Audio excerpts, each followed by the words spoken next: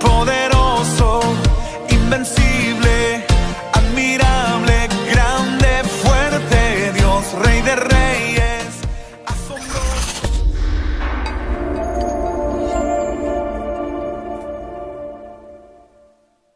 Jesús nos ha dado a conocer todas las cosas.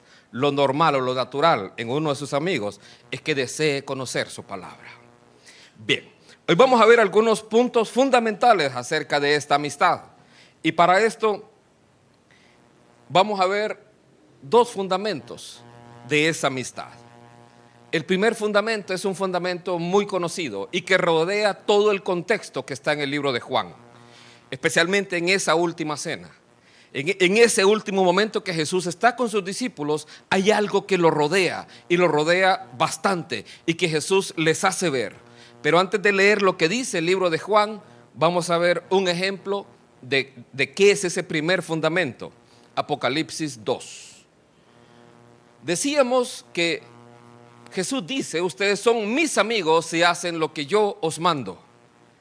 Entonces, ¿qué se imagina usted cuando dice si hacen lo que yo os mando? Se imagina obedecer, se imagina hacer aquello que al Señor le agrada, y eso es correcto. Pero hay una cosa que es la primera de todas, y para eso vamos a ver el mal ejemplo. Apocalipsis 2. El mal ejemplo porque fallan en lo primero que Dios quiere mostrarnos. Apocalipsis 2. Aquí es un mensaje a una iglesia en particular. ¿Sabe? La relación de Cristo con la iglesia es semejante y se compara a la relación de esposo y esposa. Se compara a la relación matrimonial.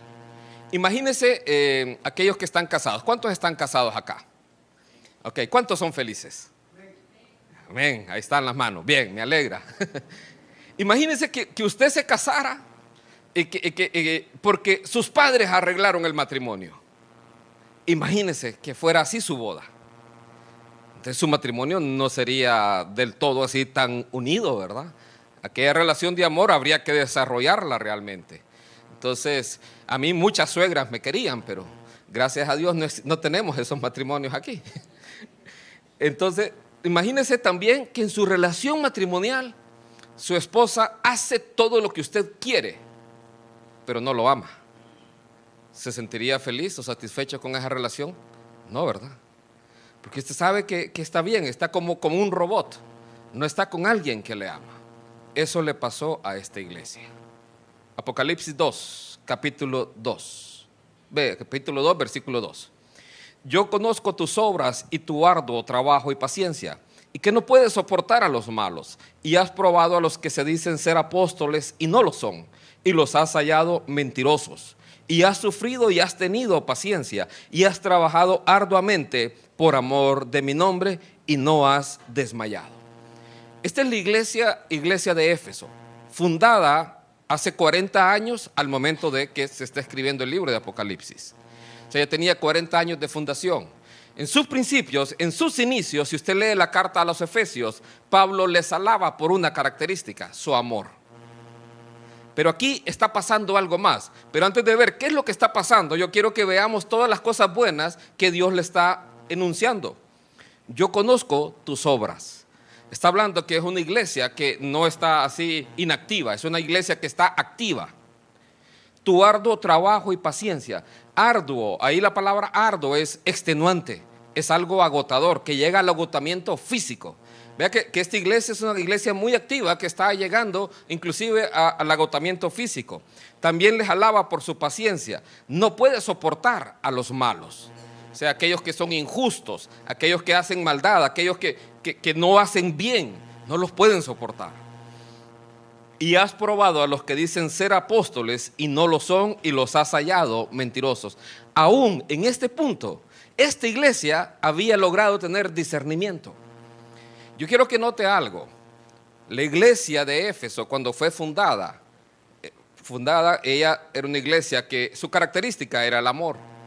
Pero habían pasado 40 años Y durante esos 40 años habían tenido paciencia, habían sufrido, habían tenido muchas cosas. Pero 40 años es el tiempo de una generación. El que estaba ahora es una nueva generación. Vea que aquí dice, has probado a los que se dicen ser apóstoles. Si usted lee el libro de Hechos, usted ve que Pablo a la iglesia de Éfeso, a los pastores de la iglesia de Éfeso les dice, yo me voy, pero sé que cuando yo me vaya van a entrar quienes no van a perdonar al rebaño. Entonces tienen que cuidar el rebaño, les decía. Entonces, aquí ven cómo ellos probaron a los que dicen ser apóstoles y no lo son. La iglesia primitiva tenía un manualito que se considera que es del primer siglo. Y en ese manualito, usted lo puede buscar en internet, se llama la Didache o Didache. Ahí da ciertas pautas que la iglesia primitiva seguía. Le voy a mostrar una de ellas en relación a este tema. Dice así en el capítulo 11.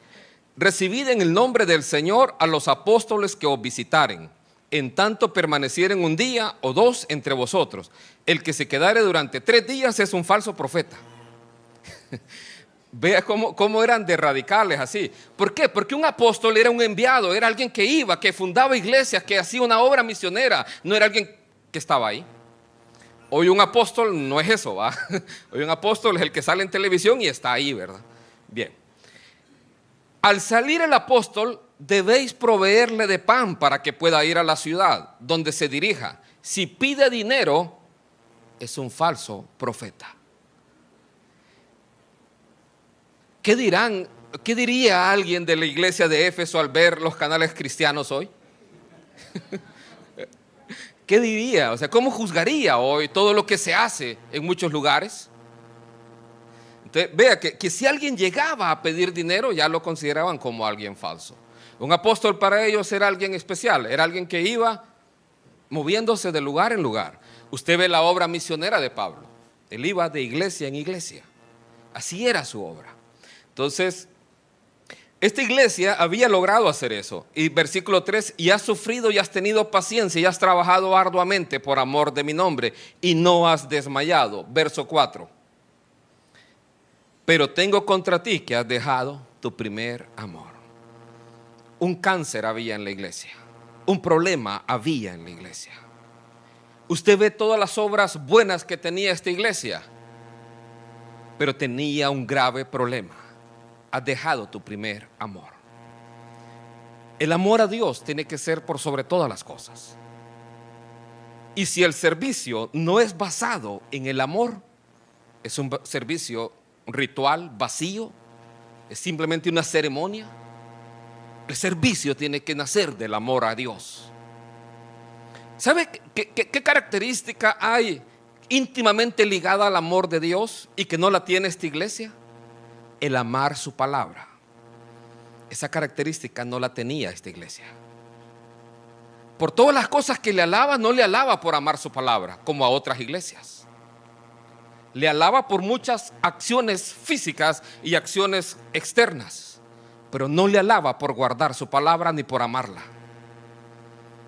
Y Jesús decía, si me amáis, guardad mis mandamientos. Entonces, esta iglesia estaba careciendo ya. Después de una generación, empezó bien esta congregación, pero una generación después, esta iglesia se había vuelto en activistas, había vuelto en venta de boletos, se había vuelto en un montón de cosas, en obras externas y no en un amor. Hoy he visto este problema en iglesias contemporáneas. Modelos de crecimiento se han convertido en ese tipo de problemas. 1, 2. ¿Sabe? Iglesias donde se exige a la persona, tiene que traer gente, tiene que multiplicarse, tiene que pagar boletos, tiene que hacer esto, cansan a la gente. Este mensaje que está escrito aquí, ¿sabe a quién se lo dirige Dios? Al pastor de la iglesia. Él es el responsable. Porque las cartas a las iglesias de Apocalipsis son cartas dirigidas al pastor de la congregación.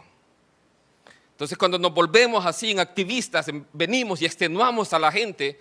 ¿Y sabe qué es la otra característica en esos modelos de crecimiento?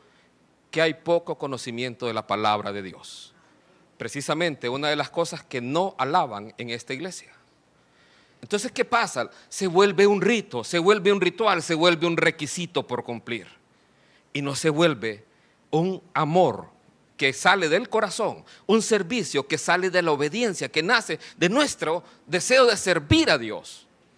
¿Sabe? Hay algo parecido de esto en un pasaje en la Escritura. Marta y María. María, ¿qué estaba haciendo María? Escuchando la palabra de Dios, sentada a los pies de Jesús, haciendo algo que en aquel tiempo no le permitían a la mujer escuchar al maestro. María estaba ahí. Pero Marta, ¿qué estaba haciendo? Afanada y turbada con muchos quehaceres. Pero solo una cosa es necesaria y María ha escogido la mejor parte.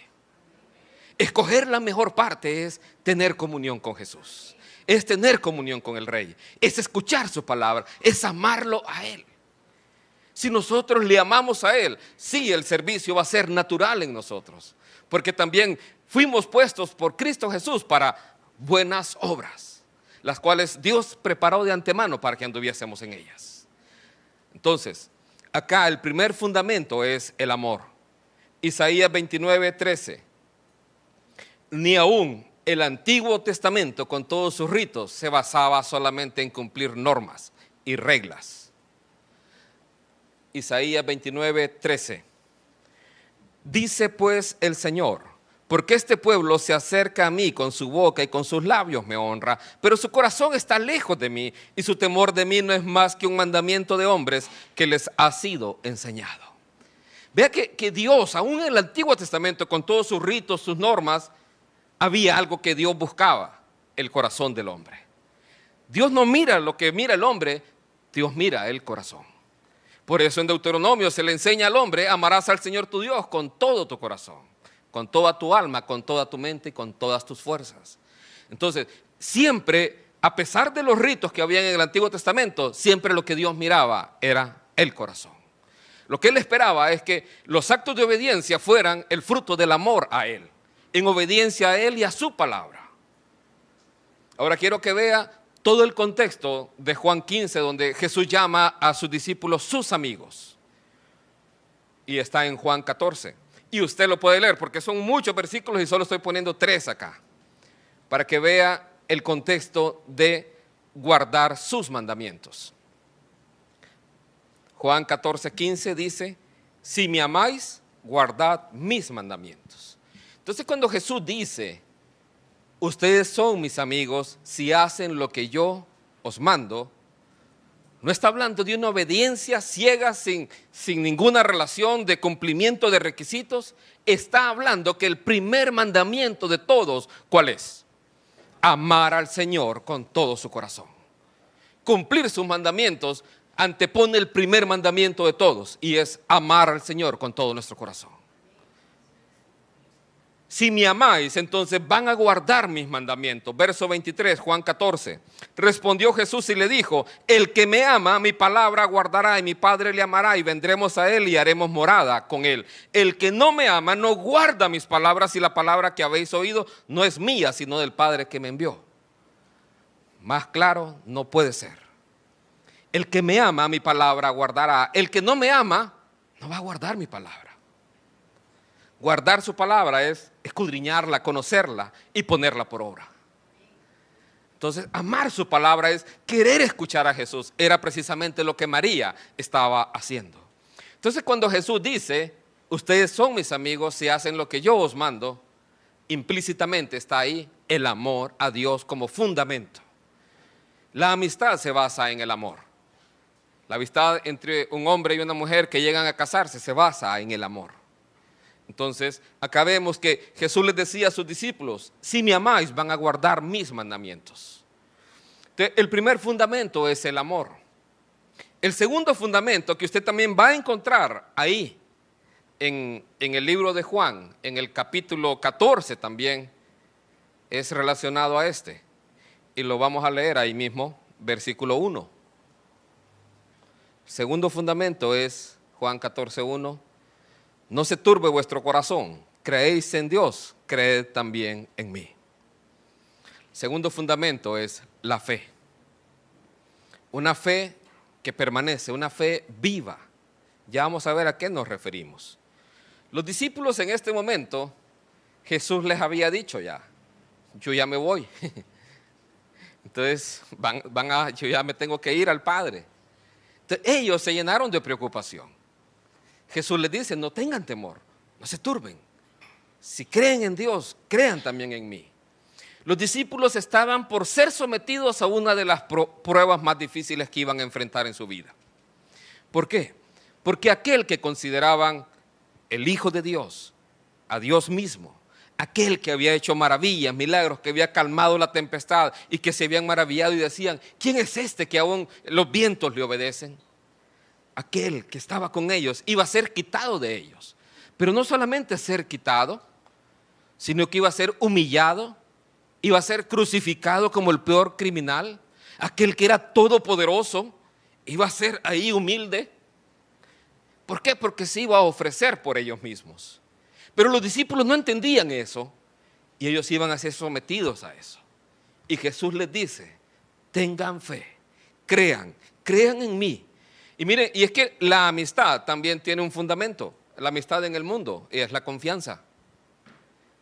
Cuando usted llega a conocer a una persona y es verdaderamente su amigo, un amigo que usted confía en él, usted ha desarrollado esa confianza en base a la relación que tiene. Aquí Jesús les decía, tengan confianza en mí. Y más adelante ustedes ven, dice, muchos se van a escandalizar. Va a ser como un dolor de parto, pero de ahí va a haber alegría. Vuestra tristeza se convertirá en gozo. Entonces Jesús les estaba anticipando lo que iba a suceder. Ellos no lo entendían, no lo comprendían. Y aun cuando sucedió de repente, ni ellos mismos creían que iba a resucitar. Para más creo los sacerdotes y los fariseos le fueron a decir a Pilato, mira, él dijo que iba a resucitar al tercer día. Pon unos guardias ahí para que no hagan algo. Entonces, Juan 14 dice, no se turbe vuestro corazón, creéis en Dios, creed también en mí. Para ver este punto, vamos a ver a un hombre que en el Antiguo Testamento es el único que se le llamó amigo de Dios, aunque creo que tuvo muchos amigos, pero es el único que Dios en su palabra le llama su amigo. ¿Saben quién es? Abraham. Para verlo vamos a ir al libro de Santiago, capítulo 2, versículo 23.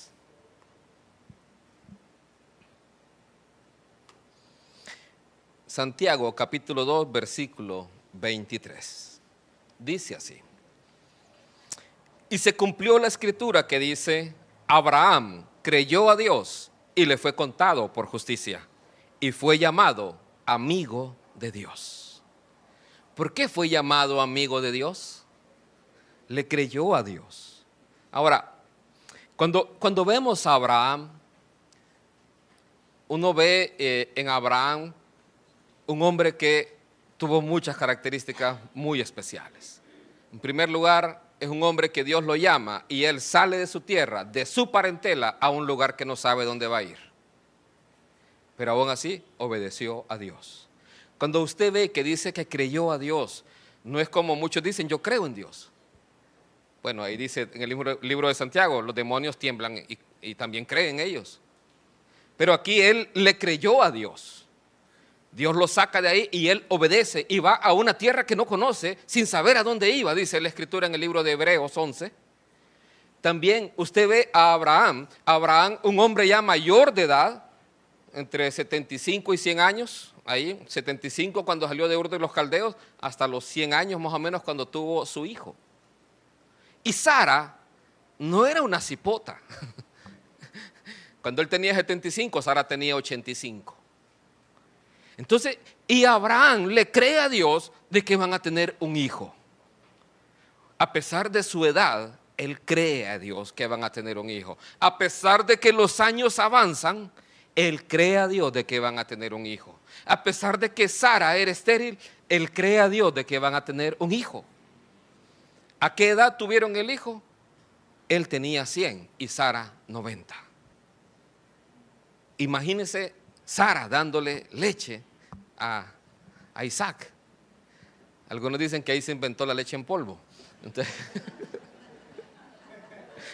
no, es Es algo especial. Su fe no es una fe común. Su fe no fue una fe así, yo creo en Dios. No, su fe fue probada, su fe se manifestó, su fe se mostró. ¿Sabe? Santiago está escribiendo esta epístola, esta carta a los judíos. Usted lo puede ver en sus primeros versículos. Y los judíos tenían un problema.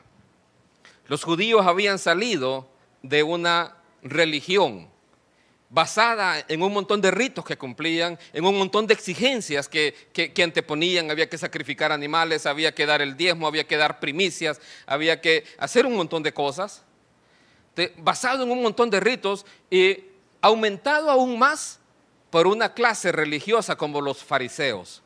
Que los fariseos fueron aquellos que empezaron a imponer aún más reglas más estrictas todavía. Había que lavarse las manos antes de comer, había que hacer un montón de cosas.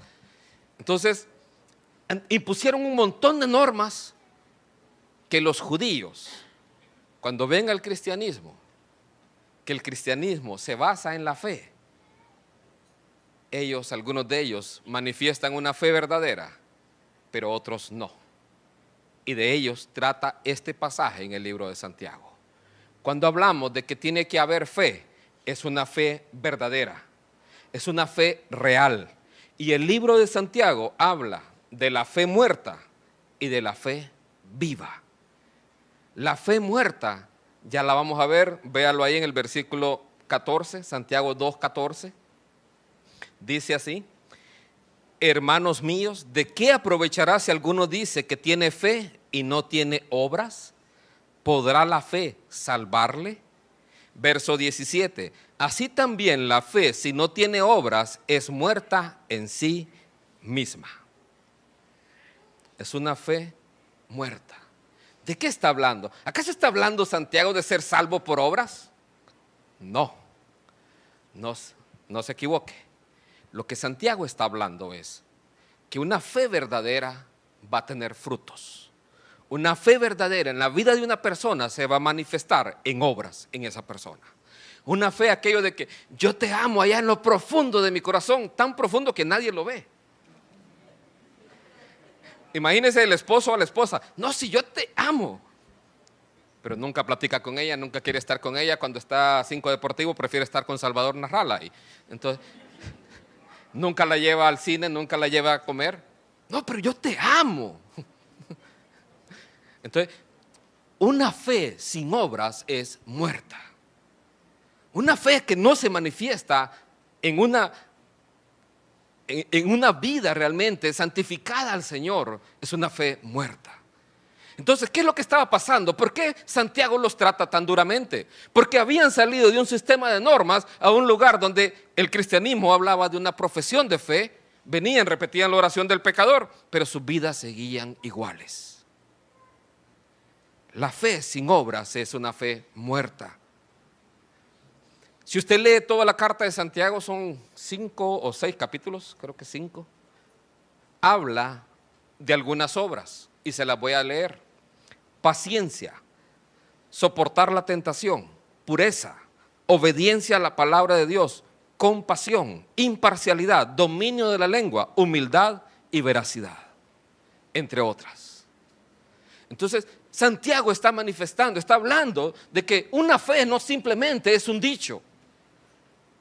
Porque si alguno dice que tiene fe, o sea, vea, no dice que alguno tiene fe, sino que si alguno dice que tiene fe y no tiene obras, es una fe muerta. Entonces, aquí Santiago está haciendo esa reflexión y para hacerlo les pone el ejemplo de Abraham. Y yo quiero que vea el ejemplo de Abraham, de las obras de Abraham, Santiago 2:21. ¿No fue justificado Abraham, nuestro padre, cuando ofreció a su hijo Isaac sobre el altar? Vea la obra que está mencionando Santiago. Abraham fue justificado porque le creyó a Dios. Eso usted lo encuentra en el libro de Génesis capítulo 15. Pero en el capítulo 22 usted encuentra a Abraham siendo obediente a la voz de Dios. Miren, ese pasaje del capítulo 22 de Génesis realmente es algo que hasta humanamente es inexplicable. O sea, totalmente entender lo que pasaba ahí. Imagínense, Dios le pide a Abraham sacrificar a su hijo. Es un choque o algo complicado, es algo muy difícil de entender. Si usted cree que está pasando alguna prueba, piense en Abraham. No era que él iba a sufrir, era que tenía que entregar a su hijo en contra de principios que él entendía que no eran lo que Dios quería. Es algo complicado a veces de entender. Y lo único que podemos hacer es aprender de esto. O sea, su fe fue tal que llegó, en este caso, a una obediencia extrema. Uno de los frutos de esa fe, ¿sabe cuál es? Esa obediencia. Obediencia a Dios, obediencia a su palabra. Si no hay una vida así de frutos que se palpen en nuestra vida, estamos profesando una fe muerta. Sé que este mensaje es confrontativo, pero es lo que enseña la palabra de Dios. Cuando Jesús les habla a sus discípulos, ¿ustedes creen en mí? Entonces, no se turbe su corazón, no tenga temor su corazón. Yo estoy en control de todo. Abraham creía en un Dios que tenía el control de todo. Que a pesar de lo que estaba viviendo, y si usted va a leer el libro de Génesis capítulo 22, usted ve que Dios le dice a Abraham, sacrifica a tu hijo, tu único hijo, a quien amas. Era como para ponerle así limón a la herida, ¿verdad? Aquel que tú amas, al único que tienes, sacrifícalo. Y usted no ve a Abraham discutiendo con Dios. No ve a Abraham ahí razonando, ¿por qué me pide esto? Usted no ve nada de Abraham ahí. Simplemente ve obediencia. Obediencia a la palabra de Dios. Y ese cuadro es tan precioso porque nos muestra a Jesús también. Dice que Abraham se fue con unos criados y a Isaac, el muchacho, y van al lugar donde Dios les enseña, pero sus criados, sus siervos, se quedaron abajo, en la montaña, abajo, en la falda de la montaña. Y él, con el muchacho, fueron los únicos que fueron allá arriba. Quien iba cargando la madera, adivine quién era, Isaac. ¿No le parece una imagen del Señor Jesucristo? Donde en esa cruz sus siervos, los discípulos, los dejaron. Y fue una obra entre el Padre y el Hijo el estar ahí en la cruz. Y sabe que ese monte donde Abraham ofrece a Isaac es el mismo monte donde se erigió el templo. Y es la misma zona donde Jesucristo fue crucificado después.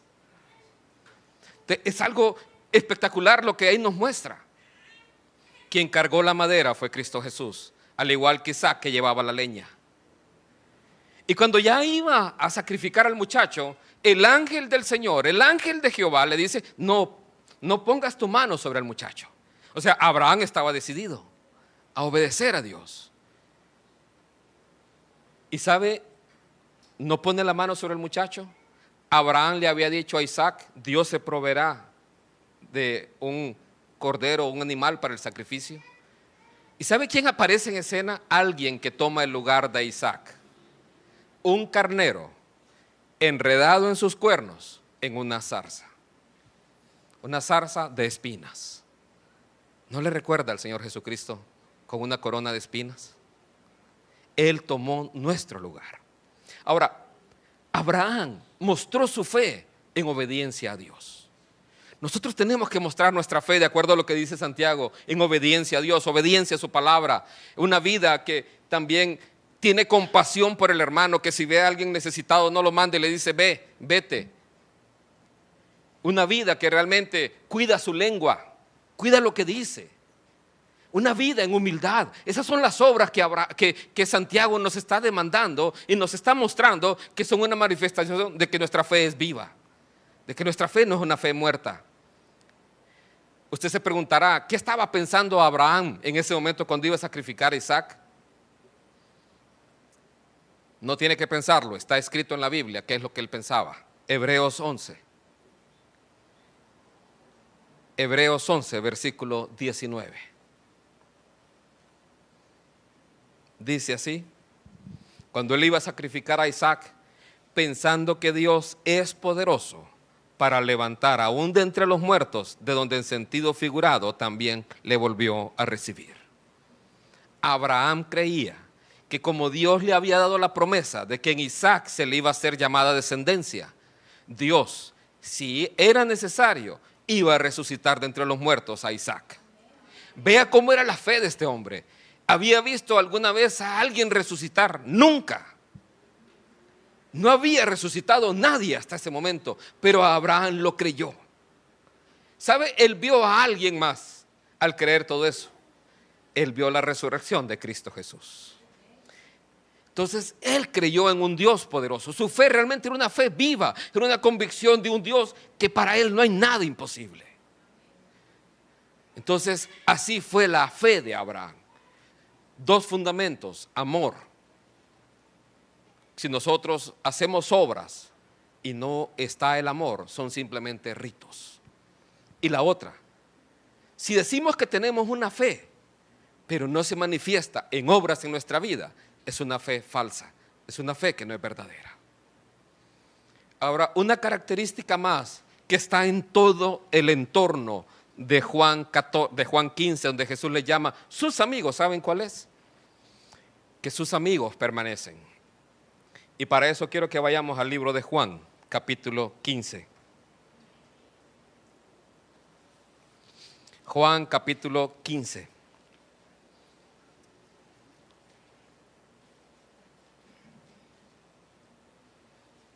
Vea esto. Jesús les dijo a sus discípulos: ustedes son mis amigos si hacen todo lo que yo os mando. Ya no estaba en ese momento Judas, era claro, no era de los que eran considerados sus amigos o sus siervos. Pero ¿qué era lo que iba a suceder a continuación? Todos lo iban a dejar solo, lo iban a negar con sus actos. Yo quiero que vea Juan 15, versículo 2. Todo pámpano que en mí no lleva fruto lo quitará, y todo aquel que lleva fruto lo limpiará para que lleve más fruto. Ya vosotros estáis limpios por la palabra que os he hablado. Verso 5.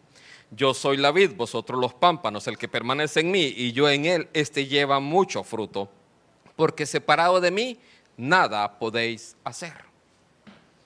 El verso 2 dice: todo pámpano que en mí no lleva fruto lo quitará, y todo aquel que lleva fruto lo limpiará para que lleve más fruto. La diferencia entre una persona creyente y una no creyente se va a ver en el momento que enfrente pruebas en la vida. Aquella fe verdadera, aquel amor real, se va a manifestar ahí, en ese momento. Cuando hay una fe verdadera, la persona va a permanecer. Vea que les dije de la fe de Abraham. Abraham fue justificado en el capítulo 15 de Génesis, y hasta en el capítulo 22 usted ve esa máxima expresión de obediencia, una fe que ha sido perfeccionada. Pero ¿qué pasó entre Génesis 15 y Génesis 22? ¿Se acuerda de Agar? ¿Se acuerda? O sea, aún a pesar de eso, de que fue justificado por la fe, no fue un hombre perfecto. Los discípulos, Jesús les dice: ustedes son mis amigos si hacen lo que yo os mando. ¿Y qué es lo que va a pasar inmediatamente? Uno se dice: ¿cómo es que le llama a sus amigos? Dirá uno humanamente, si todos lo van a dejar solo, si lo va a negar Pedro 3 veces. ¿Cómo es que es su amigo? ¿Acaso no le está fallando? Sí. Lo que está sucediendo es que nosotros no somos perfectos. Y eso lo dice este pasaje. Juan 15, 2. Todo pámpano que en mí no lleva fruto lo quitará. Aquel que no da fruto, aquel que en su corazón no da fruto, cuando viene una prueba es quitado. Pero aquel que lleva fruto, hay una promesa para usted: Dios lo va a limpiar, Dios lo va a depurar. Y en esos procesos no es fácil, porque Dios va a confrontar lo que está mal en su corazón, aunque duela, aunque duela.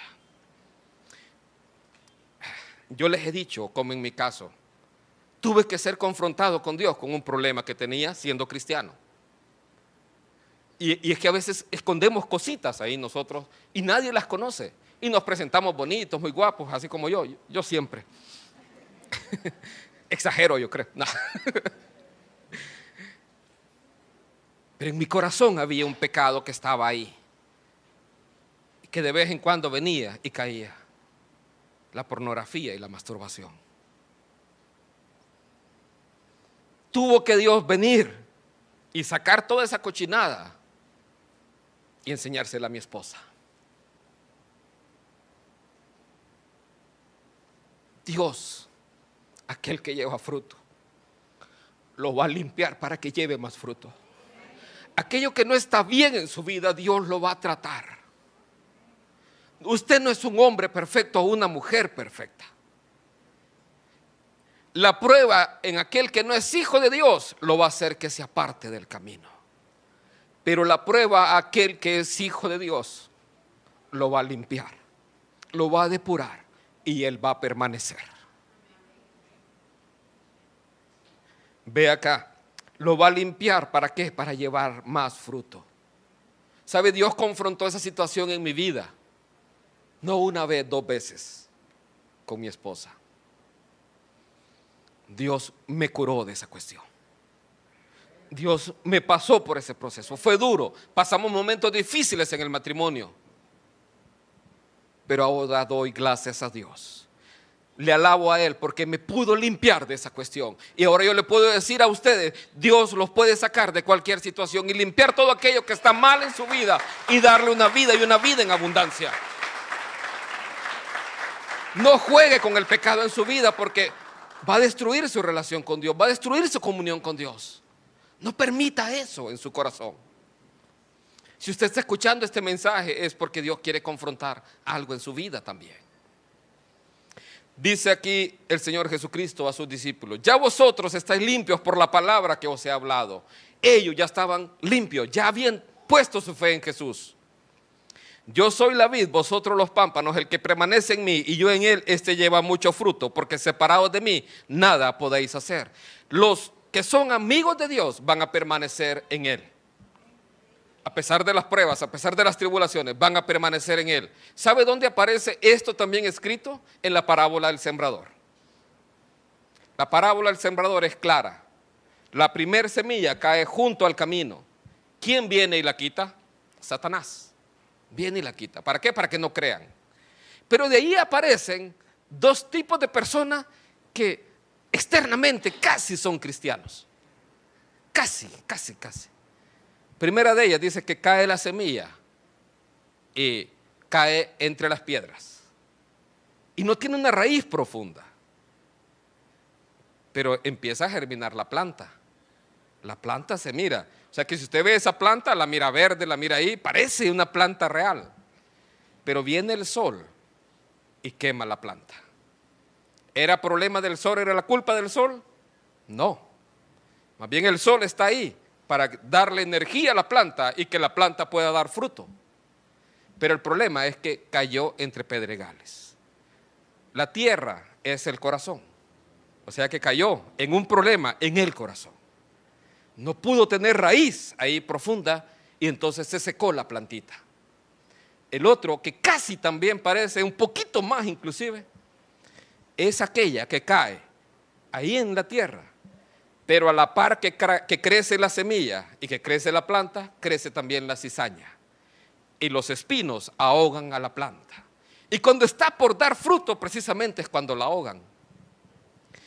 ¿De quiénes está hablando? Los espinos son los placeres de este mundo. Son los que no van a permitir que la persona dé fruto. Pero ¿qué pasa con la que cae en buena tierra? La que cae en buena tierra dice que da fruto al 100%. ¿Pasa por el sol esa semilla? Sí. Es más, lo necesita para dar fruto.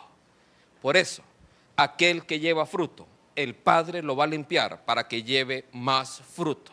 El proceso que los discípulos, que los apóstoles, especialmente Pedro, iba a pasar, era un proceso necesario para que llevara más fruto. Vamos a verlo. Entonces, debemos permanecer en él. El verdadero discípulo va a permanecer, el verdadero hijo de Dios va a permanecer, el que no se va a apartar. Lucas 22, no pierda Juan. Lucas 22, y lo voy a leer de la Biblia textual. Dice así, versículo 31. Simón, Simón, he aquí, Satanás os reclamó para zarandearos como a trigo, pero yo rogué por ti que no desfallezca tu fe, y tú cuando hayas vuelto fortalece a tus hermanos. Bien. ¿Quién permitió la prueba en la vida de Pedro? Dios. Dios la permitió. ¿De quién fue la idea? Ahí sí, Satanás. Satanás se le ocurrió una brillante idea. Os ha pedido para zarandearos. Pero vea cómo Jesús, cuando le dice a Pedro, yo rogué por ti para que no seas probado. No, no dice eso. O sea, iba a ser probado. ¿Quién permitió la prueba? Dios. ¿Por qué? Yo quiero que vea varias cosas en la vida de Pedro. Pedro era alguien que tenía un carácter impulsivo. Era alguien que salía ahí al frente. Si usted lee esta escritura en todos los otros evangelios, usted ve que Pedro en uno de ellos dice, aunque todos estos te dejaren, yo no. Había algo de jactancia en él.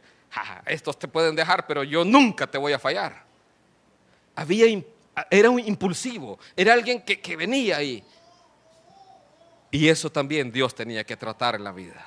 Si usted se fija, aquí le dice Simón, Simón.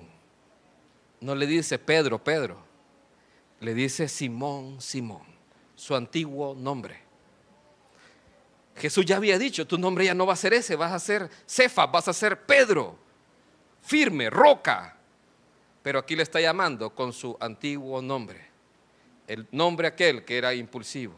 ¿Sabe que después de este evento el carácter de Pedro no volvió a ser igual? Ya no volvió a ser el mismo.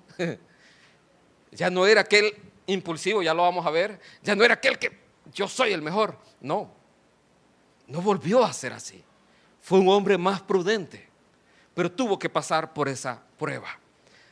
Varios detalles acá. Aquí Satanás los pidió para zarandearos. El enemigo, y présteme atención en esto, y si alguien nos está viendo también por internet, el enemigo quiere destruir la relación suya con Dios. Porque Jesús lo dijo, apartados de mí nada podéis hacer. Lo que Dios busca destruir, lo que Satanás busca destruir es esa relación entre usted y Dios. Pero Dios permite la prueba en la vida de Pedro para depurarlo a él, para procesarlo a él. Ahí donde vemos aquel cumplimiento, que a los que aman a Dios todas las cosas les ayudan para bien. Satanás quería apartarlo del camino, pero esa prueba Dios la permite más bien para que el carácter de Pedro sea formado. En un hijo de Dios, eso es lo que va a producir. La prueba de la fe va a producir paciencia, va a producir carácter en la vida. Pero en el que no es hijo de Dios, definitivamente se va a apartar del camino. Si alguien ha estado apartado del camino, si alguien se ha alejado de Dios y hoy nos está viendo, hay buenas noticias. Dios no ha terminado con usted. Porque si está aquí o nos está escuchando por internet, es porque Dios tiene un plan para su vida. Entonces acá dice, Jesús, vea la oración de Jesús, pero yo rogué por ti que no desfallezca tu fe. Algunos me preguntaban, porque este miércoles se leía este pasaje. ¿Acaso la fe de Pedro no desfalleció cuando falló? ¿Acaso la fe de Pedro ahí no falló, no se quebró ahí? No, le voy a decir. La fe de la que estamos hablando acá es una fe salvadora. Es una fe que permanece a pesar de la prueba. Es una fe que está ahí. Somos imperfectos, así como usted lo vio en Abraham. Abraham en Génesis 15 es justificado por la fe. En Génesis 22 usted ve la máxima expresión de obediencia, producto de una fe. Pero en medio usted ve cómo él cae en desobediencia con Agar, con Ismael que nace ahí. Y eso trae consecuencias, sin duda. Pero los que son amigos de Jesús van a permanecer. ¿Y qué es lo que lo hace permanecer? Aquí lo dice Jesús. Yo rogué por ti que no desfallezca tu fe. Cuando habla ahí es que tu fe no se va a extinguir, tu fe va a permanecer, tú vas a permanecer. Y cuando tú vuelvas, tú vas a fortalecer a tus hermanos. ¿Por qué le dice esto a Pedro y no se lo dice a los demás? Porque quien experimentaría la peor caída era Pedro. ¿Quién fue el impulsivo, el que dijo, yo te prometo que contigo iré a la muerte? Aunque estos te negaren, yo no. Se elevó tanto, él mismo se puso así tan alto e iba a caer tan bajo, más bajo que los demás, porque los demás salieron huyendo, pero él le iba a negar, no una vez, 3 veces. Y con conocimiento previo. Jesús se lo anticipó. O sea, no podía decir, no lo supe. No, sí lo sabía. 3 veces me vas a negar cuando el gallo cante. Entonces, Pedro viene y llora amargamente. Se arrepiente. Cuando se da cuenta que Jesús resucita, sin duda, me imagino que el corazón de Pedro se alegró mucho. ¿Por qué? Porque Jesús era quien dijo que era. Jesús era el Hijo de Dios. Cuando ellos lo vieron crucificado en la cruz, aquel que había hecho calmar la tempestad, calmar los vientos, que había sanado a toda una ciudad entera, que venían los enfermos, y aquel que estaba ahí en la cruz era ese. Tal vez lo vieron derrotado, pero cuando Él resucita, Él vence a la muerte. Y Pedro, me imagino, se alegra y se emociona mucho. Jesús era quien dijo que era. Pero había un problema todavía. Pedro era el mismo Pedro. ¿A qué me refiero? Y esto nos sucede a nosotros como creyentes. Cuando tenemos un tropiezo en la vida, creemos que ya Dios terminó con nosotros. Creemos que ya no hay ninguna oportunidad para nosotros. Así me miraba yo cuando pasaron los problemas con mi esposa. Pensaba que iba a perder mi matrimonio. Pensaba que lo estaba perdiendo todo. Nunca me iba a imaginar que Dios nos iba a tener en un lugar así.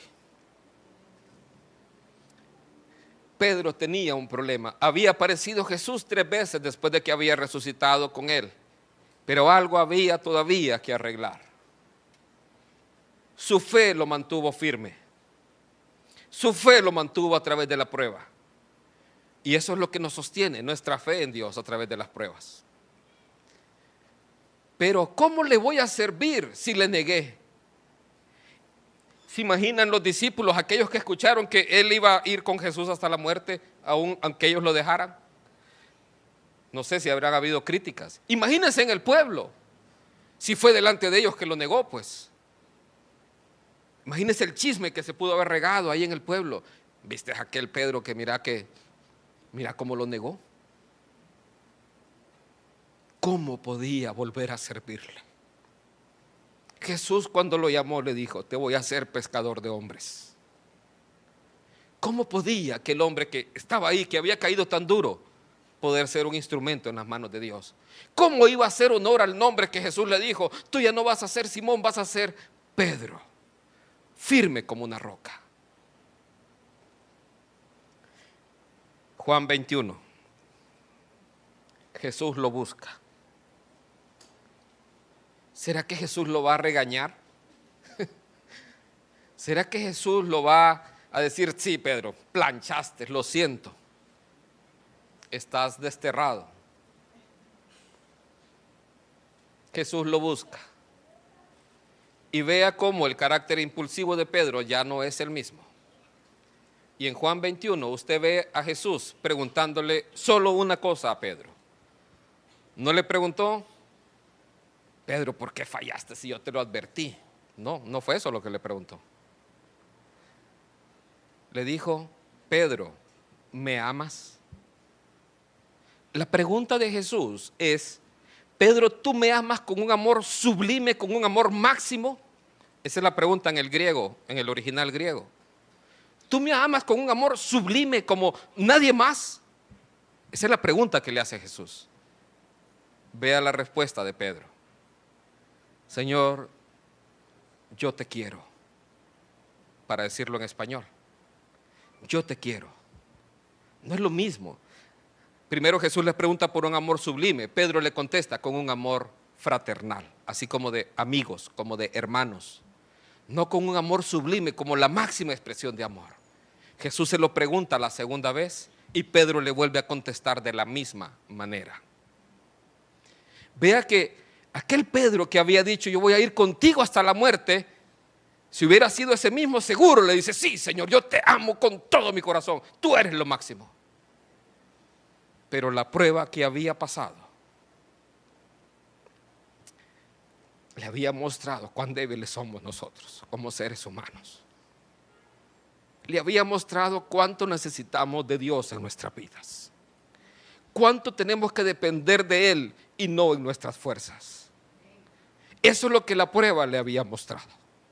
La tercera vez Jesús le pregunta a Pedro, Juan 21:17, le dijo la tercera vez, Simón, vea con qué nombre le llama Simón, no le llama Pedro, le está recordando lo que había pasado. Simón, hijo de Jonás, me amas, pero aquí el amor que usa Jesús es ese amor de más baja calidad, por decirlo así.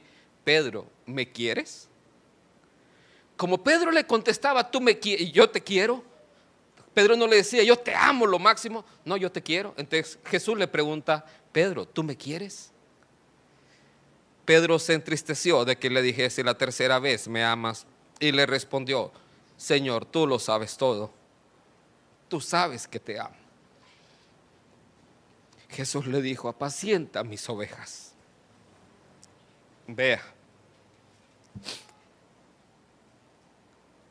Pedro en su interior amaba al Señor Jesucristo, pero por el problema que había tenido, ahora ya no era el impulsivo que decía, yo te amo lo máximo, aunque en mi corazón es lo que siento, pero mis hechos me han hecho fallar. Pero le dice algo, Señor, tú lo sabes todo. Tú sabes que yo te amo. ¿Sabe? Cuando fallamos a Dios, nos sentimos así, nos sentimos de esa manera. ¿Cómo le puedo expresar mi amor? ¿Cómo le puedo servir? ¿Cómo puedo venir otra vez a su presencia?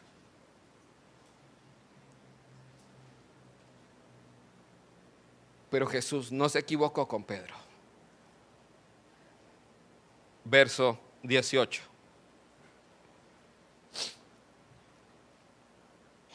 Dice así. De cierto te digo, cuando eras más joven te ceñías e ibas a donde querías, mas cuando ya seas viejo extenderás tus manos y te ceñirá otro y te llevará a donde no quieras. Esto dijo dando a entender con qué muerte había de glorificar a Dios. Y dicho esto, añadió, sígueme. Vea, Jesús le está dando una promesa a Pedro ahí. En primer lugar, Pedro tuvo temor a la muerte y por eso negó a Jesús. Eso es lo que le había pasado. Pero Jesús le dice, cuando tú seas viejo, tú te vas a volver a enfrentar a ese enemigo con el cual fallaste. Y lo vas a ver a los ojos.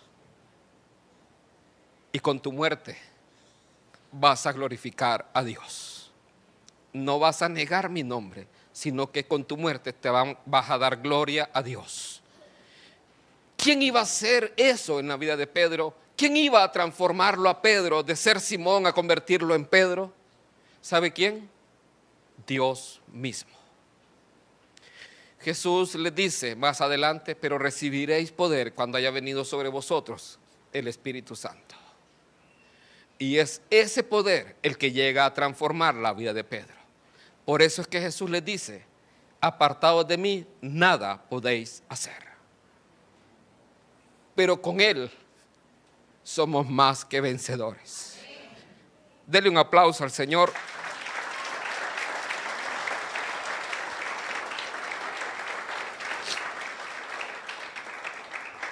Los amigos de Jesús son aquellos que le aman. Los amigos de Jesús son aquellos que tienen fe, una fe viva, una fe verdadera. Los amigos de Jesús son aquellos que permanecen. No somos perfectos, no somos unos santos. No es por nuestras obras que somos nosotros justificados. Es por la obra perfecta de Cristo Jesús en la cruz del Calvario que usted y yo somos presentados perfectos ante el Padre Celestial. Solamente por su obra, solamente por lo que Él hizo.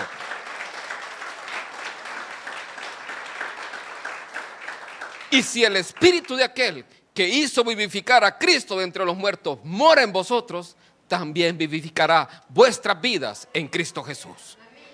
Aquel que está en Cristo.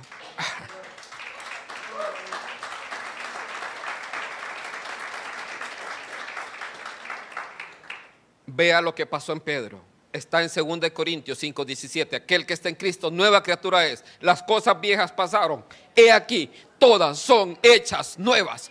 Todas y cada una son hechas nuevas por el poder de Dios, de su Espíritu Santo actuando en su vida. Si usted está escuchando este mensaje aquí o lo está escuchando en internet, quiero decirle, Dios no ha acabado con usted. Jesús fue a buscar a Pedro. ¿Por qué? Porque Pedro, es cierto, se arrepintió. Su fe le había hecho mantenerse. Pero ahora su amor a Jesús era el que le haría volver a servirle a Él. Cuando Jesús le pregunta a Pedro, ¿tú me amas? Sí, Señor, tú lo sabes todo. Apacienta mis ovejas. La fe nos hace permanecer en medio de las pruebas, de soportar las pruebas, a levantarnos en medio de ellas. Pero el amor a Jesús, el amor a Dios, es el que nos hace volver a servirle. Ahí donde está, yo quiero que cierre sus ojos. Y ahí donde está, con sus ojos cerrados. Si usted está aquí en esta mañana y no ha reconocido a Cristo Jesús como el Señor de su vida, no le ha reconocido como el amo y Señor absoluto de su ser, no ha reconocido usted que usted depende completamente de Él, este es un buen momento para reentregar su corazón a Jesús. Dice la Escritura, he aquí yo estoy a la puerta y llamo. Si alguno oye mi voz y abre la puerta, yo entraré a Él y cenaré con Él y Él conmigo. Si usted está aquí en esta mañana y quiere rendir su corazón a Jesús, quiere rendir su vida a Jesús, usted puede repetir esta oración conmigo. Señor Jesús, estoy aquí en esta mañana para pedirte perdón por todos y cada uno de mis pecados, para decirte, Señor, que he vivido alejado o alejada de ti, pero en este día y en este lugar quiero entregarte mi corazón, quiero entregarte mi vida, quiero que seas el Señor de todo mi ser, que transformes mi vida, que me llenes de tu Espíritu Santo, que me hagas una nueva criatura, tal como lo prometes en tu palabra. Te reconozco como mi único y suficiente Salvador. Te doy gracias en el nombre de Cristo Jesús. Amén.